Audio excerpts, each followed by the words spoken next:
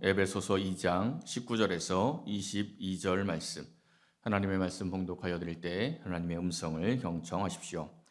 그러므로 이제부터 너희는 외인도 아니요 나그네도 아니요 오직 성도들과 동일한 시민이요 하나님의 권속이라. 너희는 사도들과 선지자들의 터 위에 세우심을 입은 자라. 그리스도 예수께서 친히 모퉁이 돌이 되셨느니라. 그의 안에서 건물마다 서로 연결하여 주 안에서 성전이 되어가고, 너희도 성령 안에서 하나님이 거하실 처소가 되기 위하여 그리스도 예수 안에서 함께 지어져 가느니라. 아멘. 지난주에 대선이 있었습니다. 0.73% 차이로 이 당선인이 결정이 되었죠. 그야말로 역대급 초박빙이었다, 이런 말들을 합니다. 긍정적으로 생각을 해보면 서로 견제가 잘 되고 있다라고 생각을 할 수 있고, 부정적으로 생각을 해보면 이 나라가 얼마나 극과 극으로 이 분열이 되어 있는지 우리가 알 수 있습니다.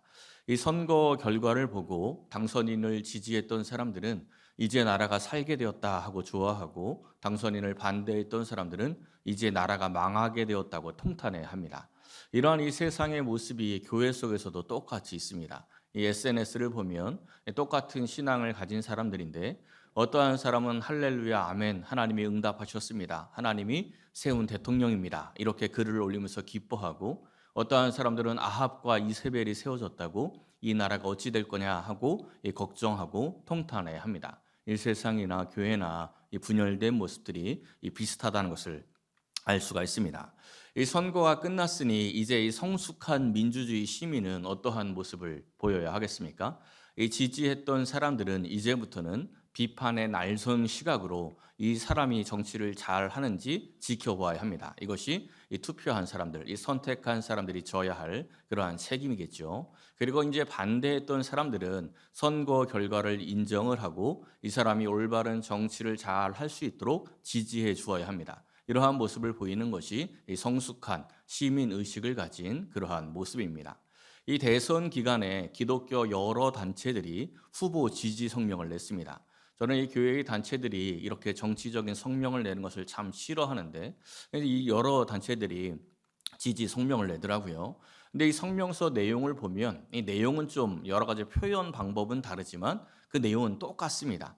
그러니까 1번을 지지하든 2번을 지지하든 같은 내용의 이야기를 합니다. 무슨 내용이냐면 하나님 나라와 교회를 지키기 위해서 이 후보를 지지합니다, 이렇게 이야기를 합니다.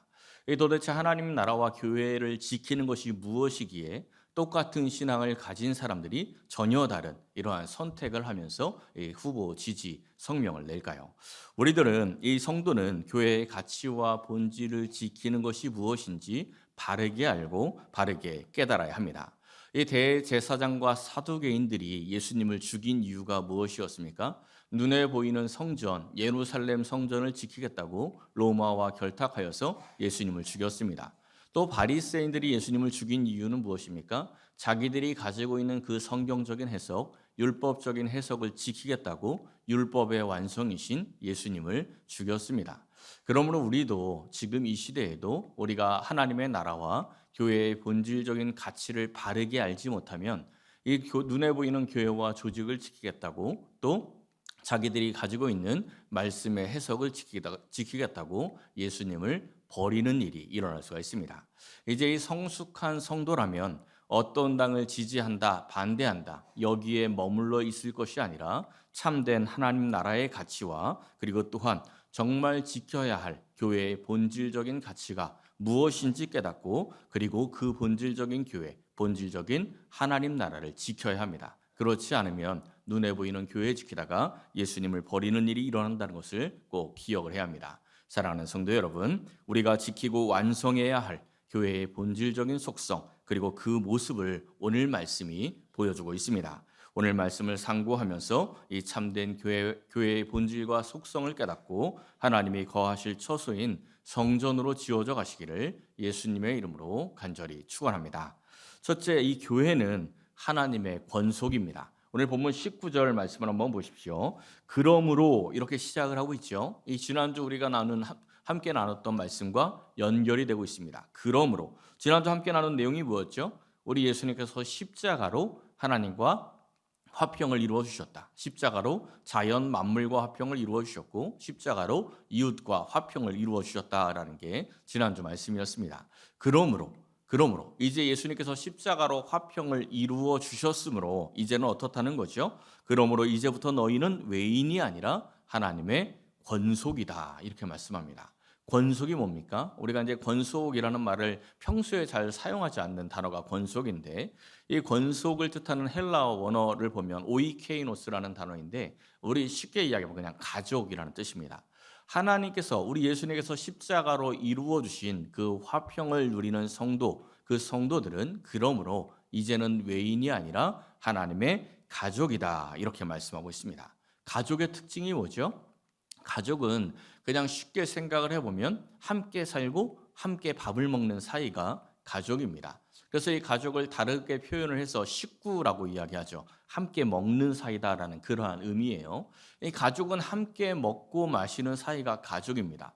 하나님의 가족도 역시 마찬가지예요. 하나님의 가족도 함께 먹고 마시는 사이입니다. 요즘은 이 코로나로 인해서 우리가 교회에서 함께 식사하지 못하죠. 그게 참 아쉬운데 이 교회에서 함께 식사하는 그러한 것을 의미하는 것은 아닙니다. 함께 먹고 마셔야 할 것이 따로 있습니다. 요한복음 6장 55절에서 57절 말씀을 보세요. 내 살은 참된 양식이요 내 피는 참된 음료로다. 내 살을 먹고 내 피를 마시는 자는 내 안에 거하고 나도 그의 안에 거하나니 살아계신 아버지께서 나를 보내심에 내가 아버지로 말미암아 사는 것 같이 나를 먹는 그 사람도 나로 말미암아 살리라. 아멘. 하나님의 가족은 우리 예수님께서 십자가로 내어주신 예수님의 살과 피를 함께 먹고 마시는 자가 바로 하나님의 가족입니다. 이 성찬식이 바로 그것을 기념하는 그러한 예식이죠. 이 성찬식을 함께 참여해야 예수님의 살과 피를 먹는다 이러한 의미가 아닙니다. 그것은 기념하는 것이니까 우리 예수님의 십자가를 믿는 사람들, 예수님의 십자가 보혈을 믿는 그러한 신앙이들이 예수님의 살과 피를 함께 먹는 하나님의 가족이 되는 겁니다. 우리는 이 하루만 굶어도 몸에 힘이 하나도 없어요. 그렇죠? 한 끼 굶어도 힘이 없는데 하루 종일 굶으면 다음날 힘이 하나도 없습니다. 그러니까 하나님의 가족으로서 함께 예수님의 살과 피를 먹는 사람들이 일주일 내내 예수님을 생각하지도 않고 하나님의 말씀, 영의 양식을 생각하지도 않고 살아가면서도 아무렇지도 않으면 이것은 심각한 문제가 있는 겁니다. 영적으로 심각한 질병에 걸려 있거나 아니면 영적으로 죽어 있는 자, 영적으로 하나님의 권속이 아닌 자인 거죠. 하나님의 권속이 아닌 자는 어떤 자입니까? 오늘 이 말씀에 이 그러므로 하면서 너희들이 외인이 아니라 하나님의 권속이다 이렇게 말씀했으니까 하나님의 권속이 아니면 누가 되는 거죠? 하나님의 권속이 아니면 외인이 되는 겁니다. 이 외인이라고 번역된 단어가 크세노스인데 외국인을 뜻해요. 이방인. 이 외국인들을 뜻하는 단어가 외인입니다. 이 외국인들이 어떻죠?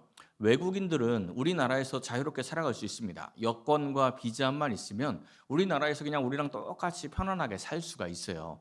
근데 이 외인들이 언제 드러납니까? 우리나라에 어려움이 생겼을 때, 이 나라에 어려움이 생겼을 때 제일 먼저 도망가는 사람들이 바로 이 외인들입니다.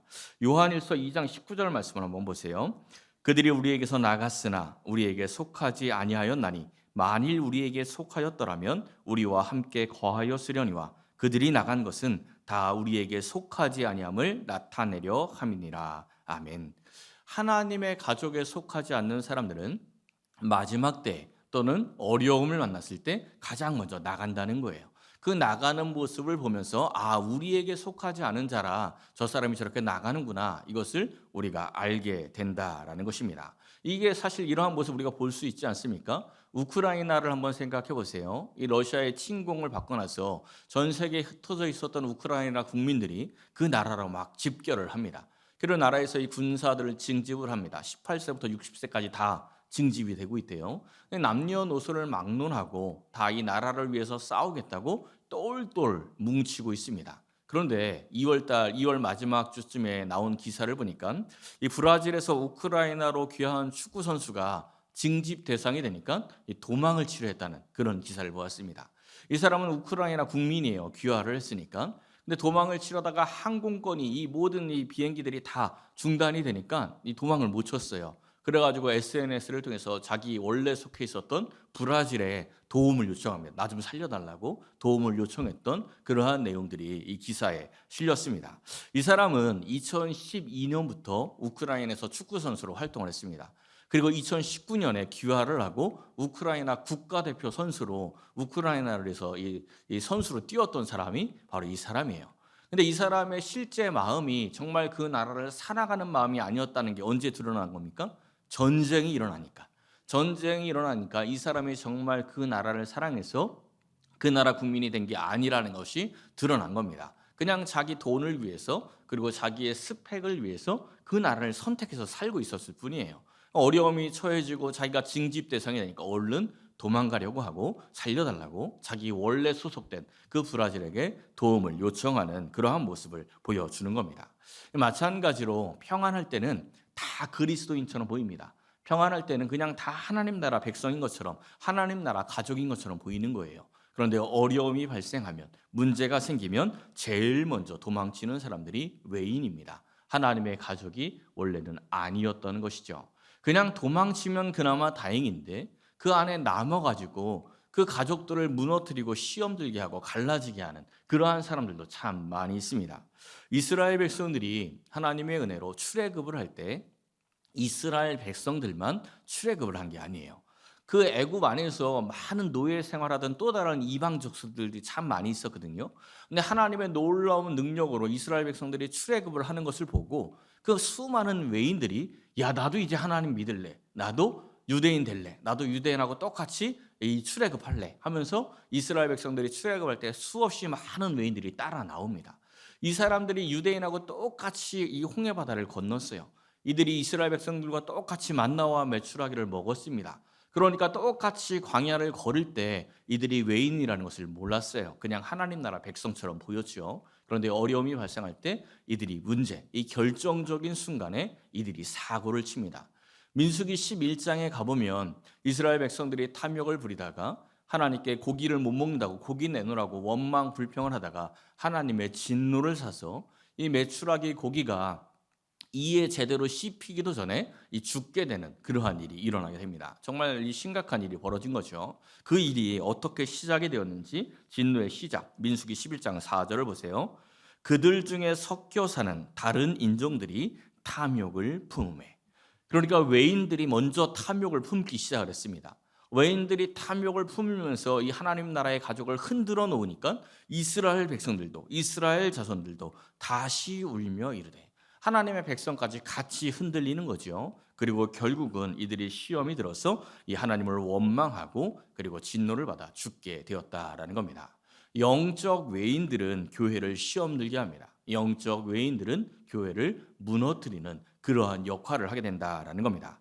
우리는 하나님의 권속입니다. 외인들이 아니에요. 그러니까 서로를 무너뜨리고 서로를 시험 들게 해서는 안 됩니다. 항상 서로를 사랑하고 서로를 세워주고 서로에게 힘을 주는 한 가족이 되어야 합니다. 우리 예수님께서 십자가를 지시기 전에 예수님의 제자들을 위해서 마지막으로 기도했던 그 기도의 내용이 있는데 한번 보세요. 요한복음 17장의 내용입니다. 우리와 같이 그들도 하나가 되게 하옵소서 이런 기도를 해요. 그러니까 예수님께서 마지막으로 했던 기도의 내용들, 그 기도의 핵심들을 보면 삼위일체 하나님처럼 하나가 되어 달라 이런 기도를 합니다. 그 이유가 뭐죠? 그 뒤에 나오죠. 21절에 그들도 다 하나가 되어 우리 안에 있게 하사 세상으로 아버지께서 나를 보내신 것을 믿게 하옵소서. 무슨 이야기입니까? 예수님의 제자들이 하나 될 때 그 하나 된 모습을 세상이 보고 예수님을 믿게 된다는 이야기입니다. 그러니까 이 교회와 성도들은 먼저 하나가 되어야 합니다. 한 가족으로 서로를 사랑하고 하나 되는 모습을 세상에 보여야 된다는 겁니다. 그럴 때 세상이 이 교회가 하나 되고 서로 사랑하는 모습을 보고 예수님을 믿게 된다라는 것이죠. 사랑하는 성도 여러분, 우리는 하나님의 권속한 가족입니다. 서로 사랑하며 하나된 모습을 이 세상에 보여서 이 교회의 본질적인 역할을 감당하시기를 예수님의 이름으로 간절히 축원합니다. 두 번째는 교회는 말씀의 기초 위에 서야 한다라는 겁니다. 20절 말씀을 한번 보세요. 너희는 그러니까 교회와 성도죠. 이 교회와 성도들은 사도들과 선지자들의 터 위에 세우심을 입은 자다 이렇게 말씀합니다. 이 사도들과 선지자들의 터가 뭘까요? 이 사도들을 통해서 주신 말씀이 기록된 책이 신약 성경입니다. 선지자들을 통해서 주신 말씀이 기록된 책이 구약 성경이죠. 그러니까 사도들의 터와 선지자들의 터는 바로 우리에게 주신 이 성경 말씀입니다. 이 성경 말씀 위에 세워져야 한다라는 거예요. 하나님의 말씀을 받아들이고 그 말씀대로 행할 때 말씀 위에 세우심을 입은 자가 됩니다. 에스겔 선지서를 보면 에스겔 선지자가 심판의 말씀을 전해요. 근데 그 에스겔 선지자가 심판의 말씀을 전할 때 이스라엘 백성들이 그 말씀을 들어보자고 에스겔 선지자 앞에 다 나옵니다. 다 모여요. 그리고 그 말씀을 열심히 듣습니다. 예레미야 선지자가 하나님의 말씀을 전할 때 아무도 안 듣지 않습니까? 그 말 안 듣겠다고 다 도망치죠. 근데 에스겔 선지자가 말씀을 전할 때는 이스라엘 백성들이 정말 열심히 그 말씀을 들었어요. 근데 하나님께서 뭐라고 말씀하시는지 한번 보십시오. 에스겔 33장에 보면 이렇게 말씀해요. 내 백성처럼 너의 앞에 앉아서, 내 백성, 그러니까 하나님의 백성인 것처럼 지금 너의 앞에 앉아서 너의 말을 듣고 있는데 그대로 행하지 않는다. 말씀은 열심히 듣는데 그 말씀대로 살지 않는데요. 그 입으로는 사랑을 나타내어도 마음으로는 이익을 따름이라. 입으로는 하나님을 사랑합니다, 이웃을 사랑합니다 이렇게 열심히 말을 하는데 실제 삶의 모습은 열심히 이익을 쫓고 있다는 겁니다. 네가 고운 음성으로 사랑의 노래를 하며 음악을 잘하는 자같이 여겼나니. 이게 무슨 말입니까? 에스겔 선지자가 설교를 할 때 네가 아주 좋은 음성으로 노래를 하는 것처럼 음악을 잘하는 것처럼 여겼다. 이게 무슨 말이냐면 네가 설교를 할 때마다 이스라엘 백성들이 야, 에스겔 선지자 참 설교 잘하네, 이 설교 참 잘해, 너무 말씀 듣기가 좋아, 오늘도 은혜 받았어 이렇게 이야기한다는 겁니다. 에스겔 선지자의 설교를 들으면서 이스라엘 백성들이 설교 너무 잘한다고, 정말 오늘도 은혜 받았다고 이렇게 말을 하고 돌아서는데 그 말씀대로 전혀 행하지 않고 있습니다. 그냥 설교 잘하는 거죠. 설교 잘한다고 듣고만 있는 겁니다. 이렇게 반응했던 이스라엘 백성들은 말씀 위에 세우심을 받지 못했습니다. 결국 어떻게 됩니까? 결국 멸망의 길, 심판 당하고 맙니다. 하나님의 말씀을 대하는 가장 좋은 태도를 가진 사람들은 사도행전에 나오는 베레아의 교인들입니다. 사도행전 17장에 있는 말씀을 보세요. 베레아에 있는 교인들이 말씀을 대하는 태도가 나옵니다. 이 말씀을 보면 이 네 가지 태도를 볼 수 있어요. 첫 번째 태도가 뭡니까? 첫 번째는 너그러움이죠. 너그러움을 이 직역을 하면 넓은 마음이에요. 하나님의 말씀을 들을 때 그냥 자기 마음에 안 든다고 내팽개치고 마음에 들면 듣고 이게 아니라 넓은 마음으로 모든 말씀을 다 받아들였다는 거예요. 그리고 두 번째 태도는 뭡니까? 간절한 마음. 이건 열심히 있는 태도를 이야기합니다. 열심히 하나님의 말씀을 들었어요. 그리고 세 번째 태도는 날마다 매일같이 하나님의 말씀을 읽고 매일 하나님의 말씀을 듣고 매일 하나님의 말씀을 묵상했습니다. 그리고 마지막 네 번째 태도가 뭡니까? 이것이 그러한가 상고함. 좀 쉽게 번역을 하면 이게 진짜인지 가짜인지 깊이 묵상했다 이런 뜻입니다. 이게 뭔 얘기냐면 사도 바울을 통해서 들은 하나님의 말씀, 사도 바울을 통해서 배운 그 하나님의 말씀이 정말 성경에 기록된 말씀인지 정말 하나님의 뜻이 맞는지를 깊이 연구하고 깊이 묵상했다 이러한 의미입니다. 우리가 하나님의 말씀을 대하는 태도가 바로 이러해야 합니다. 하나님의 말씀을 들을 때 에스겔 시대 선지자처럼 그냥 가볍게 듣고 설교 좋네, 말씀 좋네, 뭐 오늘도 좋은 말씀 들었네 이렇게 가볍게 여기서는 안 된다는 것이요. 또 하나님의 말씀을 대충 묵상해서도 안 됩니다. 깊이 연구하고 깊이 묵상을 해야 돼요. 얼마 전에 이 직장인들의 사자성어라는 글을 하나 봤어요. 재밌어서 제가 몇 개 뽑아 보았는데 한번 보세요. 이렇게 해석을 한대요. 고진감래. 고용해 주셔서 진짜 감사한데 집에 갈래. 일사불란. 일하는데 사장 오면 분위기 장난 아님. 일취월장. 일요일에 취하면 월요일에 장난 아님. 진퇴양난. 진짜 퇴근하고 싶은데 양쪽에서 일 주고 난리 났네. 언행일치. 언제 가장 행복했냐면 일 없는 주말에 치킨 먹을 때. 이게 원래 사자성어랑 뜻이 맞습니까? 맞지 않습니까? 원래 사자성어랑 전혀 뜻이 맞지 않지요. 그냥 유머로 이렇게 만든 거예요. 이 사자성어에 있는 글자 하나하나 땡겨다가 자기들이 원하는 대로 자기들 재미대로 그냥 이렇게 웃기게 만든 겁니다. 그런데 우리가 하나님의 말씀을 이렇게 묵상할 때가 참 많다는 겁니다. 그 하나님의 말씀이 어떠한 흐름 가운데 어떠한 의미로 우리에게 주셨는지 깊이 있게 연구하고 깊이 있게 읽는 게 아니라 그냥 자기 마음에 오는 단어들 그냥 대충 막 꿰다가 자기 마음에 마음껏 양념쳐서 자기 마음에 맞게 묵상해 놓고는 하나님의 뜻이야 이렇게 생각을 할 때가 많다라는 겁니다. 한국 교회 성도들은 목회자를 통해서 주시는 말씀을 아멘으로 정말 잘 받아들이고 잘 화답을 합니다. 이게 뭐냐면 베레아 성도들처럼 넓은 마음, 또 간절한 마음으로 그 말씀을 받아들이는 거죠. 이게 정말 한국 교회의 큰 장점입니다. 그런데 동시에 큰 단점이 되기도 합니다. 왜냐하면 그 뒤에 단계가 없어요. 뭐가 없는 거예요? 날마다 말씀을 묵상하고 날마다 이것이 그러한가 상고하며 이게 없습니다. 목회자를 통해 주신 말씀을 날마다 깊이 연구하고 묵상하고 이것이 그러한가 상고를 해야 하는데 그렇게 하지 못할 때가 너무나 많다라는 겁니다.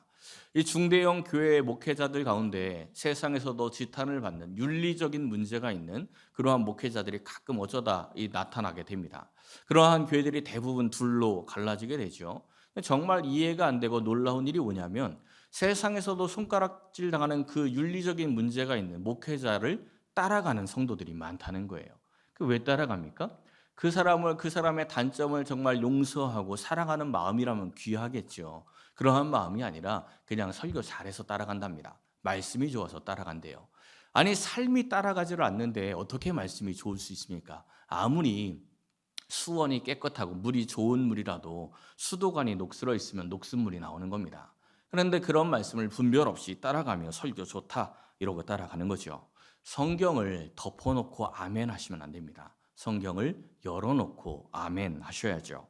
베레아 교인처럼 말씀을 들을 때는 넓은 마음 그리고 간절한 마음으로 우선 말씀을 보십시오. 말씀을 또한 받아들이십시오. 너무 좋습니다. 그리고 그 이후에는 성경을 날마다 읽고 날마다 깊이 묵상하고 이것이 그러한가 정말 하나님의 말씀이 맞는지 또한 묵상하고 그 말씀이 맞다면 그대로 행하고 그대로 살아가야 하는 것입니다.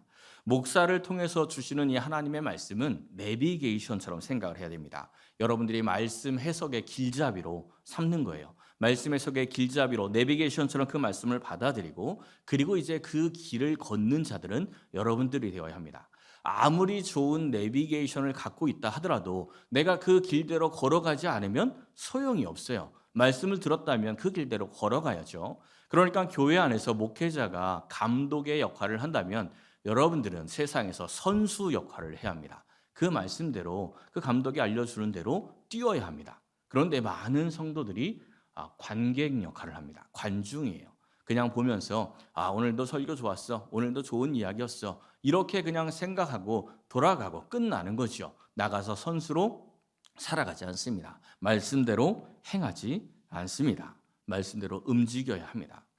이 거의 모든 생명체들이 에너지로 삼는 것이 이 글루코스라는 성분입니다. 모든 성분들이 이 글루코스를 에너지로 삼아요. 우리말로는 포도당이라고 하죠. 식물들은 광합성을 통해서 이 글루코스를 만듭니다. 그리고 자기의 에너지로 삼고 자기가 성장하고 자라는데 그 포도당을 사용을 합니다. 그리고 동물이나 사람들은 음식물을 섭취해서 이 포도당을 만들죠. 그리고 이 포도당을 만들어서 자기의 에너지로 삼고 또한 성장하는데 이 사용을 합니다. 그래서 이 음식물을 먹으면 우리가 음식물을 먹으면 음식물이 분해되고 소화되면서 포도당이 만들어져서 혈액 속으로 싹 녹아 들어갑니다. 그래서 병원에서 혈액 검사할 때 전날 금식하고 오세요 이렇게 이야기를 하죠. 음식을 먹으면 혈당이 올라가니까 제대로 체크가 안 되니까 굶고 금식하고 오라 이렇게 이야기를 하는 겁니다. 우리가 음식을 먹고 이제 혈중에 포도당 농도가 싹 올라가면 우리 몸 가운데 바쁘게 움직이기 시작하는 장기가 하나 있습니다. 췌장이에요. 이 췌장이 혈당 농도가 막 올라가면 인슐린을 분비하기 시작을 합니다. 그럼 이 인슐린이라는 호르몬이 어떤 역할을 하냐면 우리 각 장기들에게 혈액 속에 있는 포도당을 흡수해 이런 명령을 내려요. 흡수할 수 있도록. 그러면 간부터 시작을 해서 이 근육이라든지 온갖 장기들이 혈액 속에 있는 이 포도당, 이 에너지를 막 흡수를 해서 자기 일을 하는 거예요.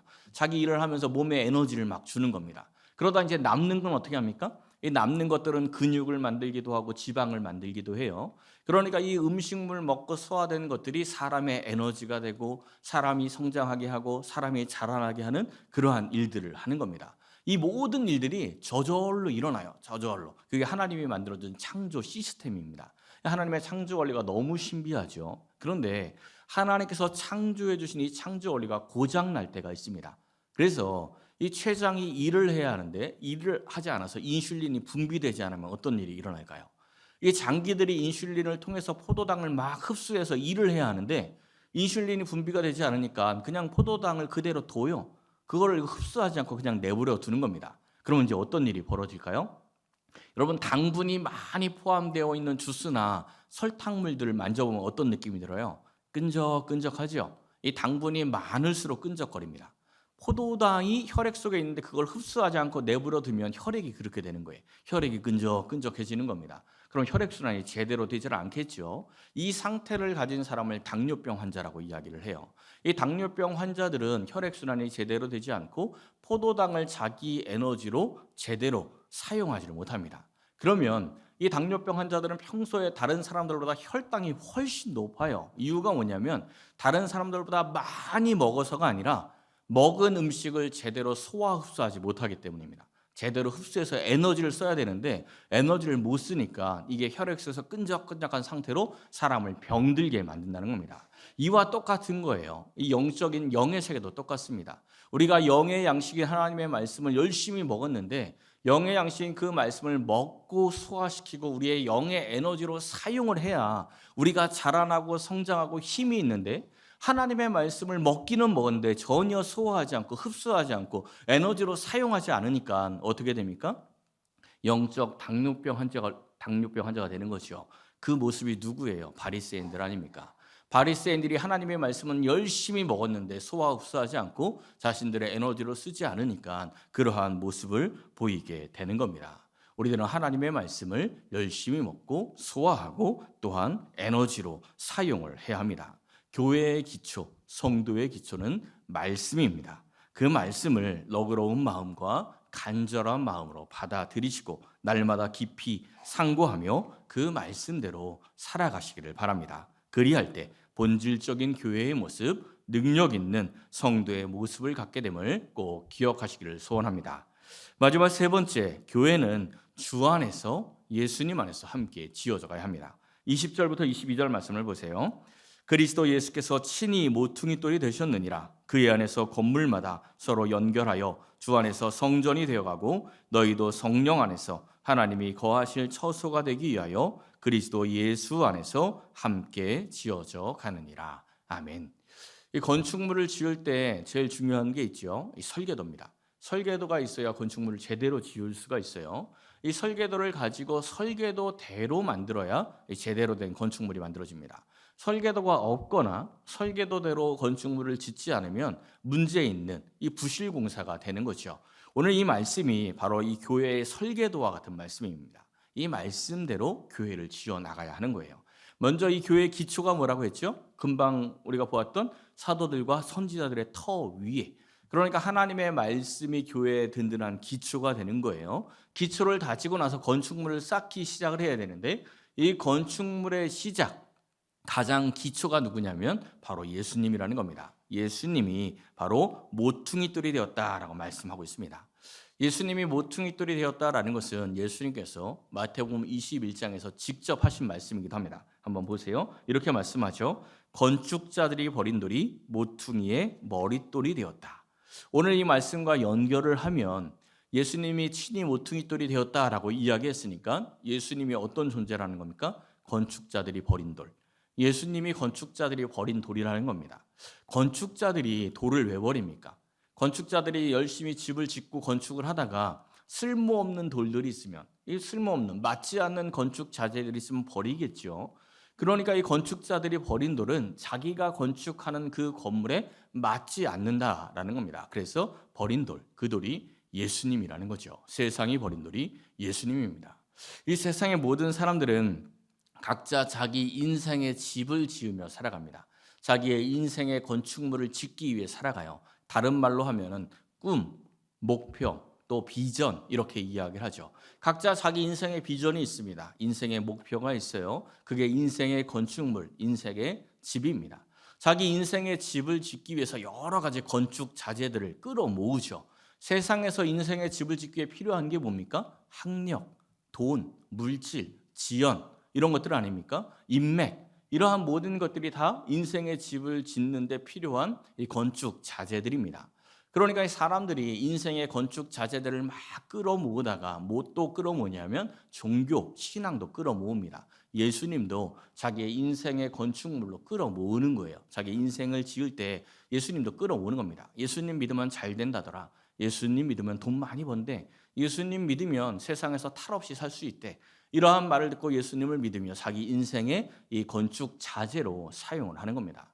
그런데 열심히 신앙생활하고 열심히 말씀을 배우다 보니까 그게 아니라는 것을 알게 됩니다. 예수님 믿으면 세상에서 잘 된다던데, 예수님 믿으면 돈 많이 번다던데, 말씀을 열심히 배우다 보니까 그게 아닌 거예요. 예수님 믿는 것과 세상에서 돈 버는 게 관계가 없는 겁니다. 예수님을 잘 믿으면 예수님처럼 살아야 하고, 예수님처럼 자기 십자가를 져야 하고, 예수님처럼 희생하고 헌신하고 사랑해야 하고, 이런 것을 알게 됩니다. 여기서 이제 갈림길이 생기는 거예요. 어떤 사람은 세상하고 똑같이 에이 이런 예수는 필요 없어 하고 이들은 버립니다. 그리고 이제 가짜 예수를 믿는 사람들이 있죠. 거짓 선지자들이 선포하는 가짜 예수를 믿으면서 자기 인생을 세우기 위해서 열심히 살아갑니다. 그리고 또 어떤 사람들은 세상이 버린 돌, 세상이 필요 없다고 하는 그 예수를, 십자가를 지신 그 예수를 자기 인생의 모퉁이 돌로 삼기 시작을 합니다. 이게 이제 하나님의 가족이 되는 사람들이죠. 예수님을 자기의 인생의 모퉁이 돌로 삼으면 어떤 일이 일어날까요? 21절과 22절 말씀을 보십시오. 그의 안에서 건물마다 서로 연결하여 주 안에서 성전이 되어가고, 주 안에서 성전이 되어가기 시작을 합니다. 여기서 되어가고라고 번역된 단어가 바로 이 단어예요. 아욱사노라는 단어인데 자라게 하다, 성장하다, 증가하다 이런 뜻이 있습니다.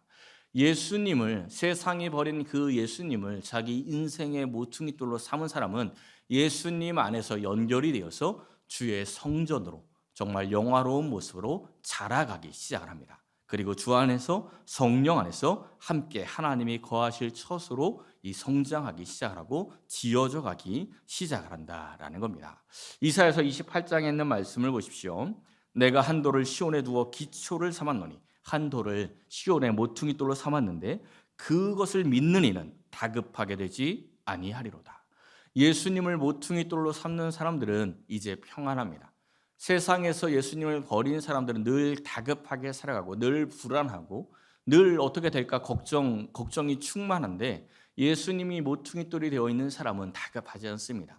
이 세상에서 어떠한 일을 만나도 그냥 평안합니다. 왜냐하면 예수님이 기초돌이니까, 예수님이 모퉁이 돌이니까 늘 평안하고 담대함으로 살아가게 되는 겁니다. 사랑하는 성도 여러분, 예수님을 인생의 모퉁이 돌로 삼으십시오. 세상 사람처럼 세상의 소유와 권력을 인생의 모퉁이 돌로 삼으려고 하지 말고 예수님을 모퉁이 돌로 삼아 다급하지 않는 늘 평안함을 누리며 살아가시기를 예수님의 이름으로 간절히 축원합니다.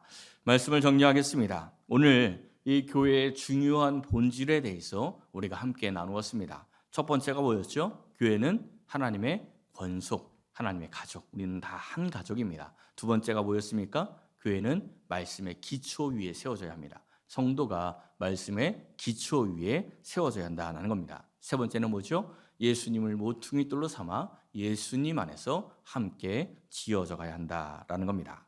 세상의 가치가 아니라 오직 예수님을 바라보고 살아가시길 바랍니다. 세상의 가치를 쫓다 보면 마침내는 예수님을 버리는 외인이 되고 맙니다. 하나님의 권속이 아니라 어려울 때, 위험한 지경에 이를 때 가장 먼저 도망쳐버리고 시험에 들고 마는 그러한 외인이 된다는 겁니다. 오직 예수님을 인생의 기초로 삼아서 교회의 본질 또한 성도의 본질을 지키시기를 축원합니다. 사랑하는 성도 여러분, 날마다 말씀을 묵상하며 주 안에서 연결하여서 우리 미랄교회와 함께 하나님이 거하실 처소 참된 성전으로 성장하고 지어져 가시기를 예수님의 이름으로 간절히 축원합니다.